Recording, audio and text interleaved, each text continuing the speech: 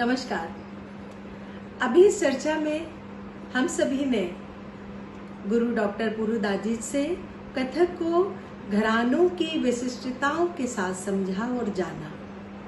लीजिए, प्रस्तुत है कुछ और सवाल गुरु श्रेष्ठ डॉक्टर दादीज के साथ। कथक का मूल उद्देश्य है कथा कहना, कथा का संप्रेषण। तो भक्ति काल के बाहर का जो साहित्य है वो इसमें इतना कम क्यों आ पाया? कथक का वास्तविक अर्थ यही है कथा कहना, संगीत नृत्य के माध्यम से किसी पौराणिक कथानक को प्रस्तुत करना।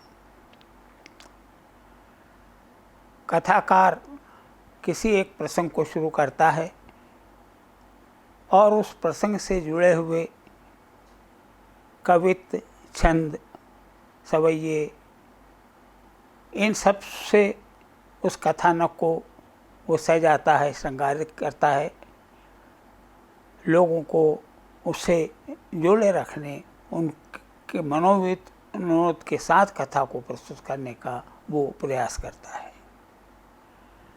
यही कथन परंपरा रूप से चलता आया, किंतु इस्लामिक सत्ता काल में इसे प्रश्रय देने वाला कोई नहीं मिला। जैसे तैसे ये परंपरा आगे बढ़ी।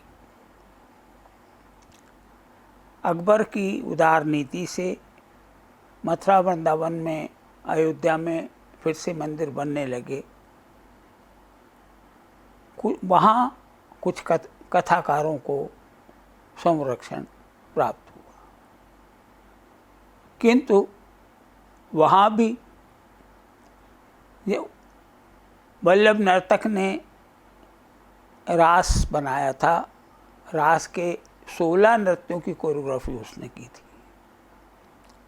उस रास के साथ साथ जब लीला भाग जोड़ा और कृष्ण लीलाओं का मंचन होने लगा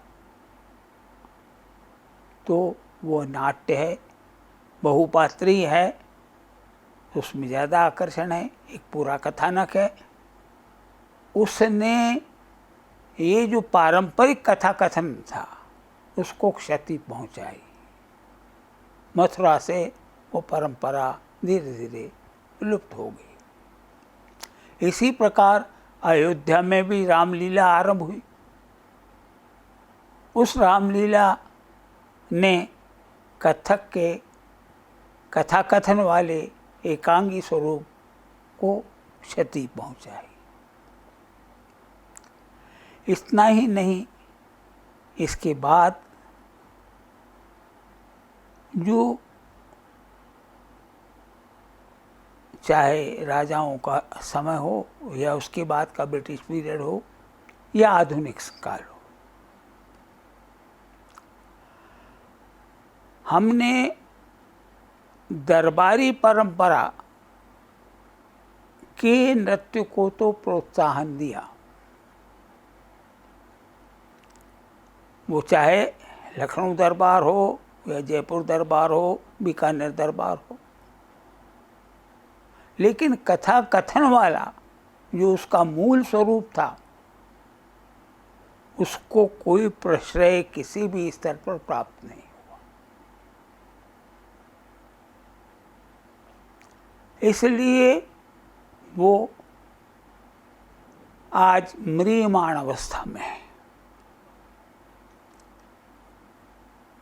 लोग गर्व से कहते हैं कि हम कथक करते हैं, लेकिन कथा कहाँ है? अब उसको येन केन प्रकारेण थोपने की कोशिश करते हैं कि हम जो बोल रहे हैं वही कथक है। कभी वो इसको कथक बताते, कभी उसको कथा। हम जो कर रहे हैं, टुकड़ा कर रहे हैं, तो ये भी कथक है। लेकिन जो वास्तविक कथक का स्वरूप था उसको प्रश्रय नहीं मिलने से, क्योंकि कला तो माधवी लता की तरह है जिसे विकसित होने के लिए किसी आम्रवृक्ष की आवश्यकता होती है, उसके सहारे ही वो बढ़ सकती है। तो कथा कथन वाली शैली इसलिए संरक्षण के अभाव में धीरे धीरे, अब मैं ये नहीं कहता कि अभी समाप्त हो गई है, अभी भी कुछ कथक परिवार हैं उत्तर प्रदेश के अंदर, बिहार में, जो बेचारे गांवों में जा कर के, हालांकि अब उनका वो शास्त्रीय स्वरूप नहीं रह गया है, लेकिन फिर भी वो उस परंपरा का निर्वाह कर रहे हैं। हम अगर जब भी बात करते हैं कथक की प्राचीनता को लेके या कथक के इतिहास को लेके, तो हम कथाकारों की या कथानक की बात करते हैं। उसके बाद आ जाते हैं इनकी प्रस्तुति में कि मंदिरों में इनको संरक्षण मिला या इस तरफ मुगल दरबारों में फलीभूत हुआ।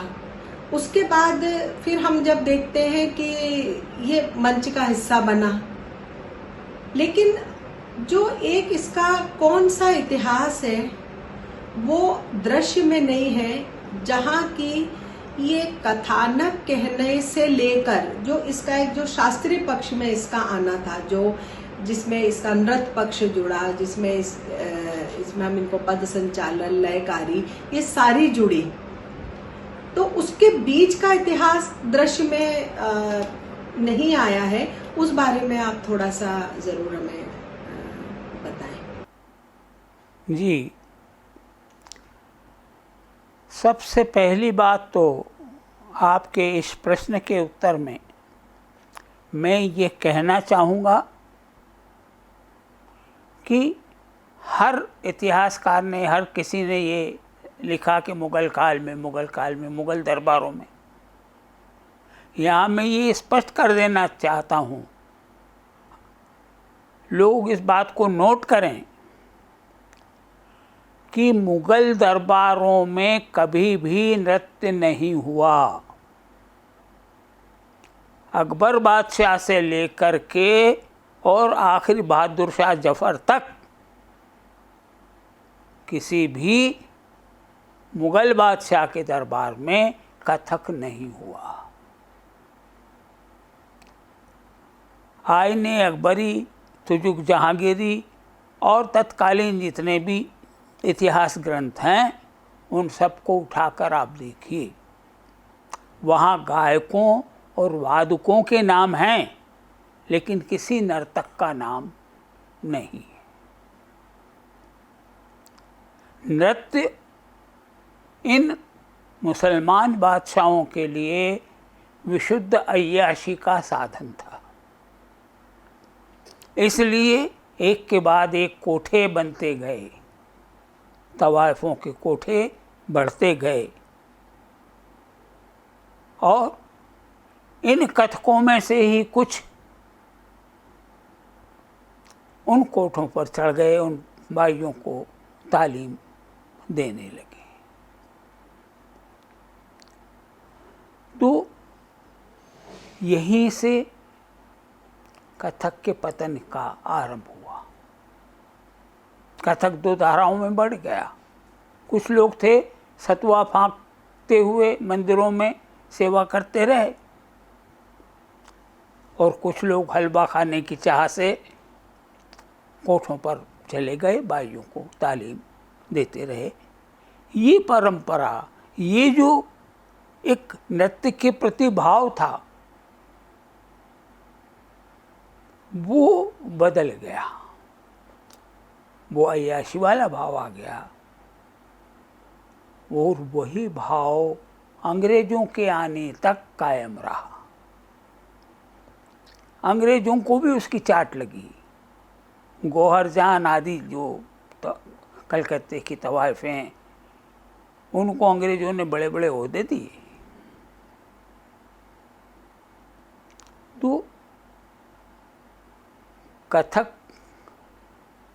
का पतन यहीं से आरंभ हो गया था। अब जो आपने कहा कि भक्ति काल के बाद एक बात का साहित्य नहीं आता, उस तरफ आपका ध्यान ही नहीं है। भक्ति काल के बाद आता है रीति काल, हिंदी साहित्य का रीति काल, जिसमें केशवदास, मतिराम, घनानंद एक से एक अच्छे कवि हुए हैं और उनकी कविता का विषय मुख्य रूप से नायक नायिका भेद रहा है। नायिका का नख शिख वर्णन, पैर के नाखून से लेकर सिर के बालों तक के एक एक अंग का इतना सूक्ष्म निरूपण नायिका भेद के अंतर्गत किया गया है। वे ही कवित्व छंद कथक कलाकारों को दिए जाते थे भाव बताने के लिए, क्योंकि श्रृंगार में नायिका ही प्रधान है। नायक भेद तो चलते कर दिया गया, नायिका के जितने विविध रूप, जितने प्रकार के क्लासिफिकेशंस इन रीतिकालीन कवियों ने किए हैं और उनके जैसे एक से एक सुंदर उदाहरण उन्होंने प्रस्तुत किए हैं। रामचंद्र शुक्ल के संदर्भ में कहूँ तो पूरे संस्कृत साहित्य में भी उतना नहीं लिखा गया, उतने सुंदर उदाहरण नहीं मिलते। ये सब कथक का भाग था। यहीं से कथक के स्वरूप में परिवर्तन हुआ। जो कथक कथानक प्रधान था और ये छंद उसको डेकोरेट करने के लिए, उसको सजाने के लिए होते थे, यहाँ उनकी प्रधानता आ गई। भक्ति काल में महाकाव्य लिखे गए, रामचरितमानस लिखा गया, पद्मावत लिखा गया और महाकाव्य लिखे गए। लेकिन ये जो रीतिकाल था, कला का प्रभाव सारे रूपों पर एक साथ पड़ता है। तो वही फ्रेस्को पेंटिंग से मिनीचर पेंटिंग पर आ गया, लघु चित्रों पर आ गया, महाकाव्यों से छंदों पर आ गया, कवित्व और सवैयों पर आ गया। और नृत्य जो ध्रुपद धमार पर होता था, वो नृत्य ठुमरी पर आ गया।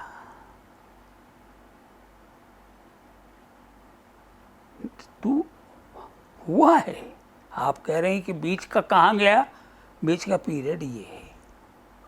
वही संस्कार में हमको मिला है कि जो आज हम एक एक टुकड़ा पढ़ते हैं, पढ़ के नाचते हैं, ये रीतिकाल का प्रभाव है।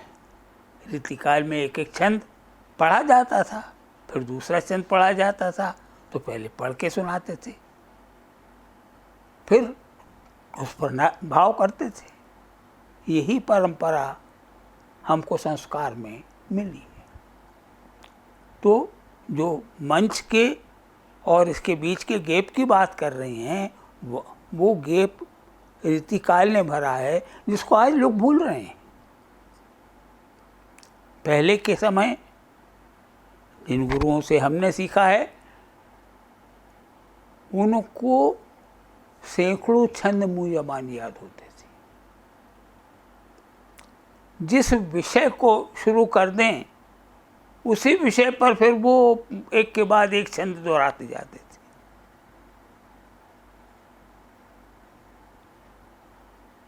आँख पर बात चली तो आँखियों पर सुना रहे हैं, लाल पर बात चली तो लाल पर ही सुनाए जा रहे हैं एक के बाद एक छंद।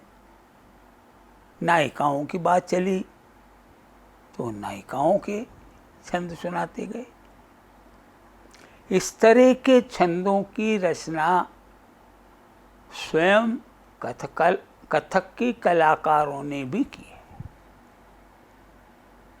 उनने भी बहुत सारी बंदिशें बनाई हैं, नायिका भेद पर बंदिशें बनाई हैं।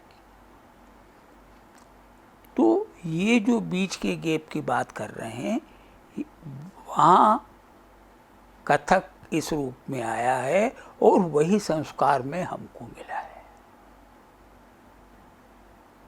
अब मंच की बात करें तो मंच ने निश्चित रूप से कथक को एक नया आकार देने, नया रूप देने का प्रयास किया है, क्योंकि तब की आवश्यकताएं अलग थीं, आज की आवश्यकता अलग है। तब महफिलों में नाच होता था, बीच में जगह छोड़ दी जाती थी, ज़्यादा 10 फीट की, और आसपास लोग बैठे होते थे। उतनी सी जगह में नृत्य करना होता था। यहाँ कलाकार का और दर्शक का सीधा तादाद में स्थापित होता था, आंखों में आंखें डाल करके और नाच देखा जाता था। नर्तक की हर हरकत पर दर्शक की निगाह होती थी। लेकिन अब इतना फासला बढ़ गया है कि वो बारीक काम तो दर्शक को दिखाई नहीं पड़ेगा। अगर ऐसा धीरे से भौं चलाई तो 50 फीट दूर बैठे हुए दर्शक को तो वो हल्के से भौं उठाना उसको दिखाई नहीं पड़ेगा। कलाई का काम है, थे ही था, तो अब वो ये जो हल्के से कलाई को चलाना है ये वहाँ दिखाई नहीं पड़ेगा। इसी तरह सर्कल लेने के लिए पुराने समय में गुरु लोग वो कांटे वाले तार का गोला बना देते थे कि इसके अंदर ही नाचो, एक ही जगह कंसंट्रेट करिए, क्योंकि आपको महफिल में नाचना है, किसी दर्शक के ऊपर गिर पड़ोगे जा कर के। तो उतने से घेरे में नाच का अभ्यास कराया जाता। आज इतना बड़ा विशाल मंच है, उस पूरे मंच को कवर करना है, एकदम उल्टा हो गया। पहले शार्ट मूवमेंट थे, खाली इसी के अंदर आधा घंटे तक लेकारी करते हुए और ठाट बढ़ता जाता था। अब ब्रॉड मूवमेंट चाहिए, क्योंकि ये इसमें तो गठरी नजर आएंगे। तो इसी तरह से वेशभूषा में परिवर्तन हुआ है। पहले तो नर्तक सीधे साधे जैसे सामान्य वेशभूषा में है, घुंघरू बांध लिए, ज़्यादा हुआ तो एक तिलक लगा लिया, नाचने खड़े हो गए। लेकिन आज का नर्तक कॉन्शियस है, अपने वेशभूषा पर, अपने मेकअप पर, सब पर ध्यान दे रहा है। पहले साजिन देवी 2 से काम चल जाता था, एक तबला है पखावज वाला, एक लहरा देने के लिए सारंगी वाला आया, हारमोनियम वाला, वो दोनों आसपास होते थे, बीच में नृत्य होता था। नर्तक खुद गाता था, अब गाने वाला वर्ग बिठाया जाता है, वाद्य वृंद भी बड़ा रखा जाता है। इस तरह के बहुत सारे परिवर्तन आज की आवश्यकता को देखते हुए कथक में आए हैं, और ये उसके सौंदर्य की वृद्धि करने वाले हैं। बात सिर्फ इतनी है कि जो उसका कथा कथन वाला भाग था, जो कथा वो करता था, अकेला नर्तक सारी रात दर्शकों को बांधे रखता था,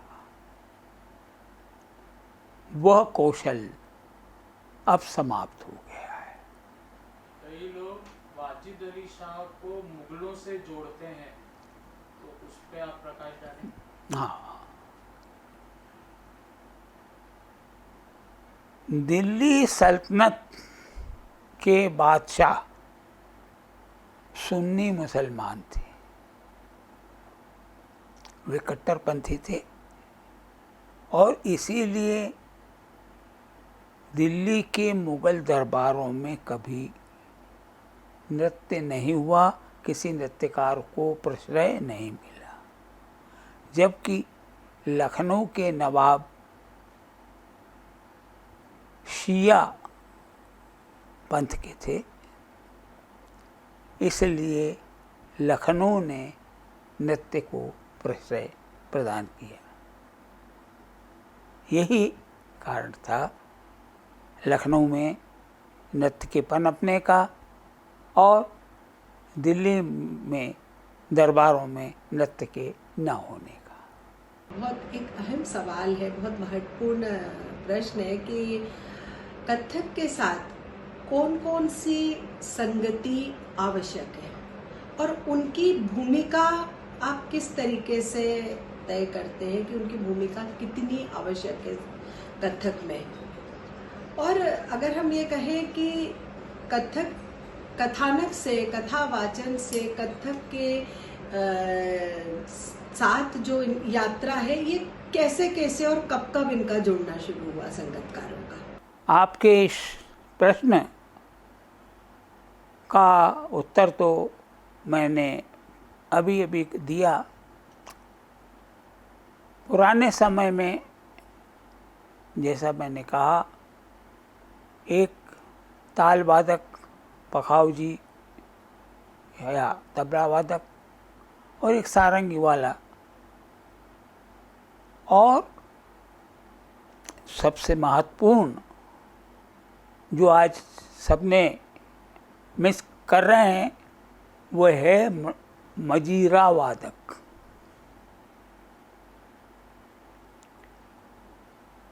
भरत मुनि ने घन वाद्य को ही ताल कहा है। ताल मजीरे पर धारण की जाती है। क्यों? कि गायक हो या नर्तक हो, वो तो अपनी लय कार्यों में जा रहा है, तो ताल को कौन धारण कर रहा है, कौन बांधे हुए उनको ताल के? इसलिए अलग से एक मजीरा वादक बैठाया जाता है, वो केवल ताल का स्ट्रोक दे रहा है। वो आधार है जिस पर सारी लयकारियां निर्भर करती हैं। आज उसकी महत्ता समाप्त हो गई है। आजकल कोई भी मजीरा नहीं रखता है। दक्षिण भारतीय नृत्यों में भी है परंपरा। दक्षिण भारतीय गायक वादक भी बिठाते हैं, लेकिन उत्तर भारत में परंपरा अब समाप्त हो गई है, जिसको पुनर्जीवित करने की आवश्यकता है। और जैसा मैंने कहा कि मंच की गरिमा को ध्यान में रखते हुए उसके सौंदर्य की वृद्धि के लिए अब जितना जरूरी हो वाद्यों की संख्या बढ़ाते जाएं। बांसुरी रखें और सितार रखें और कोई वाद्य रखें, उसमें कोई आपत्ति की बात नहीं है। जरूरी 2 या 3 चीजें हैं। एक, ताल की लय की संगत करने के लिए तबला या पखावज वादक। दूसरा, गले के स्वर की संगति के लिए, लहरे के लिए सारंगी या हारमोनियम वादक। और तीसरा, ताल वादक मजीरा। इसके बाद सजाने के लिए आप जितने भी वाद्यों का उपयोग करना चाहें करें, लेकिन ये 3 परंपरा से हमारे यहाँ रहते आए। जैसे कथक की प्रस्तुति की हम फिर से आपसे दोबारा से बात करते हैं कि कथक की प्रस्तुतियों में पहले जैसे मैंने कहा कि मंदिरों में हुई, दरबारों में हुई, दरबारी नर्तक हुआ करते थे, बाद में महफिलें हुई। तो जो भी बड़े गुरुजनों से भी बात हुई तो महफिलों का उन्होंने बहुत सी अपने दर्शकों के साथ संवाद बताएं कि उसमें जो कथक की बारीकियां थी, अगर हम जैसे कसक मसक कहें, नेत्र संचालन है, आईब्रो संचालन है, ये सभी कुछ स्पष्ट हुआ करती थी महफिलों में। मतलब एक दर्शक उनकी बारीकियों का रस लेते थे। उसके बाद में मंच आया। मंच में एक गैप बना दर्शक के बीच में और कलाकार के बीच में। हाँ, उपस्थिति तो रही दर्शकों की, और लेकिन धीरे धीरे मंच और कला और कलाकार का और दर्शकों का एक संवाद कम होता गया। अब आज के जो वर्तमान हालात हैं, और ख़ास तौर पर अगर हम इस कोरोना काल में देखें तो एक साथ एक छोटी स्क्रीन में कई मंच पे लोग अपने आप ही आने लगे। छोटी स्क्रीन में ऑनलाइन क्लासेस चल रही है। गुरु शिष्य परंपरा जिसमें हाथ पकड़ के एक संस्कार के साथ में बच्चा सीखा करता था, वो परंपरा भी इस वक्त इस हाल समय की मांग है कि मंच से उठकर नृत्य फिर छोटे स्क्रीन पर आ जाए। खास तौर से इन दिनों जब कोरोना महामारी से सारा विश्व त्रसित है, पीड़ित है, उस समय केवल एक ये छोटा स्क्रीन ही हमारी सहायता प्रदान करता है। इसीलिए सब अपने अपने ढंग से प्रयास कर रहे हैं। विद्यार्थी भी इसी के माध्यम से शिक्षा ग्रहण कर रहे हैं। हर चीज़ के दोनों पक्ष होते हैं, नफ़ा और नुकसान। अभी हमने कहा कि मंच पर आने से जो बारीक बातें हैं वो दिखाई नहीं पड़ती। लीजिए, अब छोटा स्क्रीन आ गया है, अब यहाँ बारीक से बारीक बात जो है वो दिखाई जा सकती है। हल्का सा भौं संचालन, हल्का सा ग्रीवा संचालन, हल्का सा कलाई का संचालन, हल्का सा कसक मसक, ये सब सूक्ष्मता से इस छोटे स्क्रीन के माध्यम से प्रस्तुत किया जा सकता है। किसी खास पर्टिकुलर अंग विशेष की हरकत को कैमरा उसके करीब ले जा करके और आसानी से दिखाया जा सकता है। तो ये जो बारीक बातें हैं उनको देखने सीखने में ये छोटा स्क्रीन सहायक है।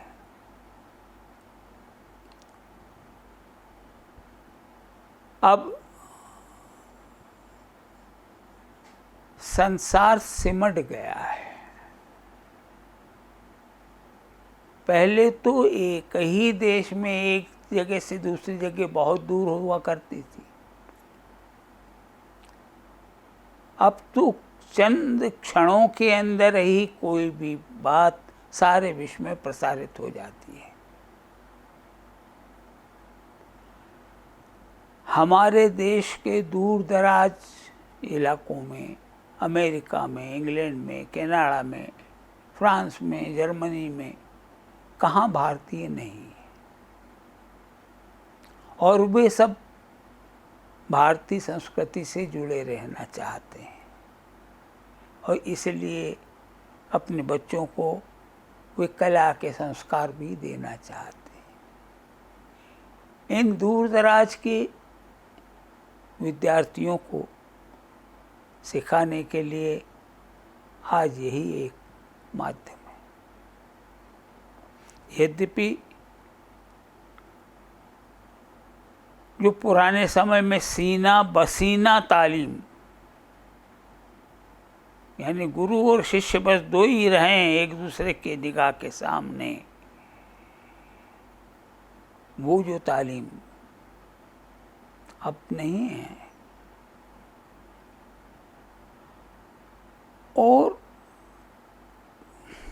ये जो यहाँ बैठे बैठे स्क्रीन के माध्यम से तालीम दी जा रही है, उसके कुछ नुकसान भी हैं।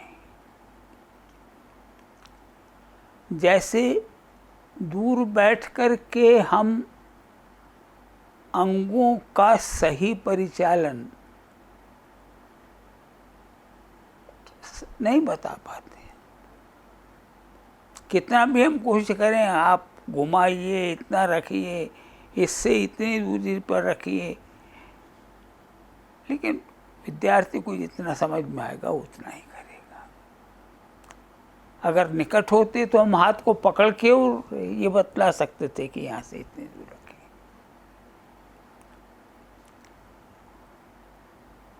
फिर अलग अलग विद्यार्थियों की अलग अलग कैपेसिटी होती है।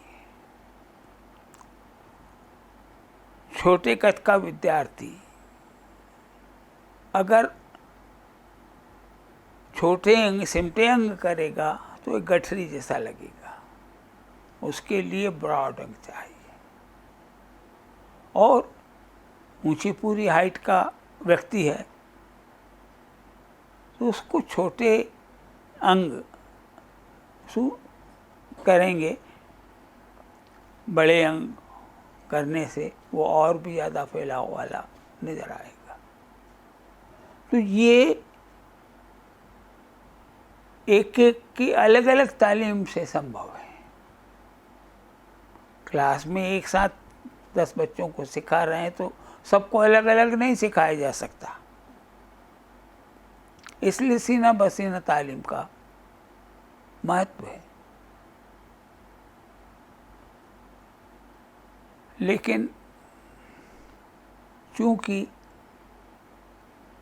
अब हमारे विद्यार्थी छात्र छात्राएं भी विभिन्न वर्गों से आए हैं, कोई डॉक्टर बनना चाहता है, कोई इंजीनियर बनना चाहता है, कुछ कोई और बनना चाहता है, केवल शौक के खातिर कलाओं को थोड़ा सा जानने की इच्छा से आ गए हैं, तो उनके लिए ठीक है। ये सामूहिक शिक्षा प्रणाली उनके लिए ठीक है।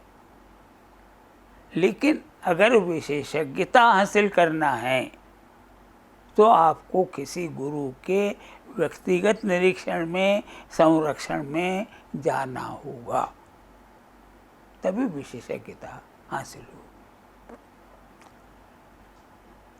आज की परिस्थितियों को देखते हुए ही हमने भी कुछ ऑनलाइन कोर्सेस शुरू किए हैं जिसमें विश्व भर से लोग जुड़े हैं। खास तौर से जो दूर दराज में बैठे हुए कथक के गुरुजन हैं, उनके लिए विशेष पाठ्यक्रम हमने बनाए हैं, जिनमें जो चीज़ें उन्हें नहीं आती हैं, जो प्राचीन अंग हैं, जो पारंपरिक शिक्षण है और जो उसका शास्त्र पक्ष है, इन सब की तालीम हम दे रहे हैं, प्रयास कर रहे हैं और हमें अच्छा प्रतिसाद इसका मिला है, इसलिए हम उत्साहित भी हैं। आपकी कथक के साथ में एक बहुत लंबी यात्रा है, प्रस्तुतिकरण की भी, लेखन की भी। आपका एक ऐसा कोई अनुभव और संस्मरण जो आपको लगता है कि वो विस्मरणीय है, वो आप जरूर हम लोगों के साथ साझा कीजिए। कथक की दुनिया में प्रवेश करने से अब तक के पिछले 7 दशकों में बहुत से ऐसे अनुभव आए हैं, खट्टे मीठे, कि इनकी एक लंबी फहरिस्त है। किस किस को स्मरण करूं, आपके साथ शेयर करूं। मैं इस मौके पर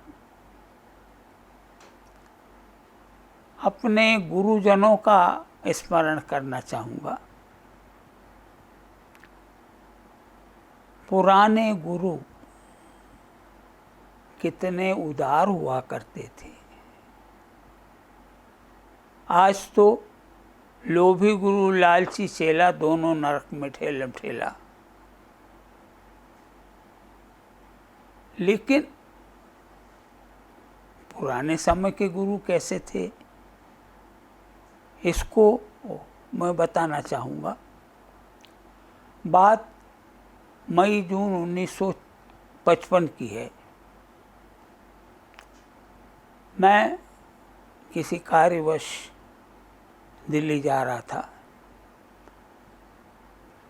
तो मेरे गुरु पंडित दुर्गा प्रसाद जी, पहले गुरु मेरे, उन्होंने कहा दिल्ली जा रहे हो तो वहाँ गुरु जी से, नारायण प्रसाद जी से ज़रूर मिलना, उनका आशीर्वाद लेना। तो मैंने कहा हाँ ठीक है। वहाँ गया और धर्मशाला में सामान रख कर के पूछता हुआ गुरु जी के घर पहुँचा। वो नीचे सड़क पर ही मिल गए। चित्रकूट के कोई महात्मा आए थे, वो नवरात्रि में उनको बुक करने के लिए। मैंने पूछा, गुरु जी को प्रणाम किया, तो उन्होंने पूछा कौन हो। मैंने बतलाया कि मैं इंदौर से आया हूँ, दुर्गा प्रसाद जी का शिष्य हूँ, आपके दर्शन की और लालसा। तो कहने लगे दुर्गा प्रसाद के शिष्य हो, कहाँ ठहरे हो। मैंने कहा सब धर्मशाला में सामान रख के।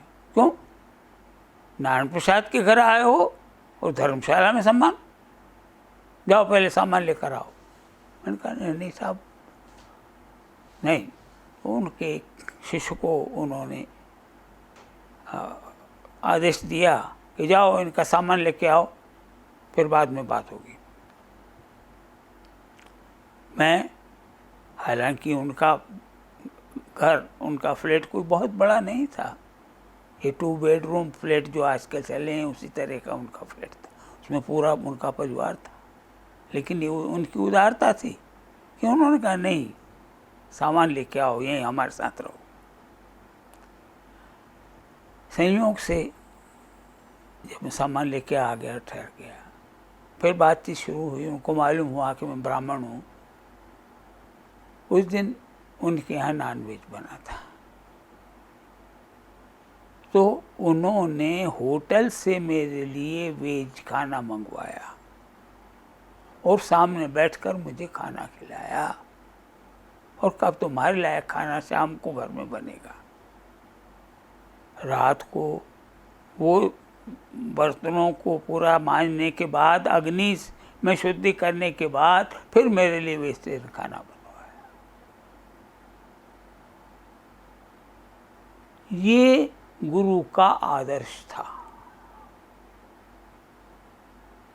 ऐसे ही सुंदर प्रसाद जी, उनके यहाँ भी जब मैं पहली बार गया, जब वे भारतीय कला केंद्र में माता सुंदरी रोड पर थे, तो मैंने उन्हें प्रणाम करके कहा तो कि मैं दुर्गा प्रसाद जी का शिष्य हूँ, इंदौर से आया हूँ। तो उन्होंने पूछा कौन दुर्गा प्रसाद। मैंने कहा साहब आपके एक शिष्य मथुरा प्रसाद। हाँ जानूँ, 4 भाई, जगन्नाथ प्रसाद, मथुरा प्रसाद, बद्री प्रसाद। तो मैंने कहा उनके शिष्य दुर्गा प्रसाद हैं। अरे तो मैं, मेरा मथुरा का दुर्गा, दुर्गा का तू मेरा पड़पोता हुआ। रे मैंने कहा हाँ सब इस, अरे तो तू मेरे घर का है तो मेरे पहचान बतला। सब कैसी पहचान, पहले मेरे घर की कोई बंदिश सुना। साहब मैं तो विद्यार्थी हूँ, सीखने आया हूँ, मैं आपको क्या सुनाऊँ। मैंने सिखाऊंगा, पर तूने मेरा नाम लिया ना, मेरे घर का नाम लिया, तो पहचान बता, कोई सुना। अब मैं बड़ा घबराया हुआ, मन ही मन याद कर रहा कि कोई छोटी सी बंदिश याद आ जाए। तो एक चीज़ मुझे याद आ गई। मैंने कहा धाराण धाकड़ तक दिग दिग नगराण धाकड़ तक धुमकड़ तक दिग्गी नगे टेता धा इन गेटे ताधा दिग्गी नगे टेता। तो खुश हो गए, कहने लगे हाँ अच्छा ए जाने तू? मैंने कहा साहब ये क्या है ये? क्या दुपल्ले है? 2 हिस्से हैं लेके। अरे कौने ये दुपल्ली करके सिखा दी तेरे को, यह तो लय सागर है। मैंने कहा साहब लय सागर कैसे हो सकता है? साफ 2 लय दिख रही है। और क्योंकि इस मामले में मैं शुरू से बहुत रिजिड रहा हूँ, मुझे समझ में नहीं आया तो मैं गुरुओं से बहस करता रहा हूँ। तो उन्होंने कहा अरे बेटा लय सागर है। सब कैसे ले सागर? सुनेगा सुन। और उन्होंने ताल लगाना और मेरे सबका लगा था। इससे एक बंदिश को हर सम के साथ में लय बदलती गई और पता नहीं कितना समय वो नॉन स्टॉप उसको पढ़े जा रहे हैं। मैं ताल भी लगाता जा रहा हूँ, अंदर से डरता भी जा रहा हूँ कि कहीं ताली की जगह खाली खाली ताली हो गई और एक आध इनके हाथ का झापट पड़ गया तो अपना तो दिए दे। वो ऊंचे पूरे पहलवान आदमी थे। आखिर मैंने उनके पैर पकड़े और कहा साहब आपने फिर कहा, गलत कहा, ये सागर नहीं है तो महासागर है, अब इससे आगे मैं डूब जाऊंगा। तो उन्होंने एक लंबी सांस ली, विजय की मुस्कान, कहने लगे बाबा आ गया ना तो अठे ही रहे, रियाज कर, अठे ही रहे, मतलब यहीं रहो और रियाज करो और कोई बात की फिक्र मत करो, मतलब खाने पीने उस बात की फिक्र मत करो, रहो रियाज करो। ऐसे गुरु लोग उस जमाने में थे। वो शिष्य से अपेक्षा नहीं करते थे, शिष्य को हर तरह से पालन पोषण और संरक्षण देते थे और जब सीख के काबिल हो जाए तब के उसकी ईमानदारी पर था कि वो जो कमा रहा है उसका एक अंश वो गुरु को यहाँ भेंट करे। जो इतने दिन गुरुओं ने पाला पोसा है और नहीं दे तो भी उनको कोई इच्छा नहीं होती, ईश्वर देने वाला है। तो ऐसे उस जमाने के गुरुजन थे।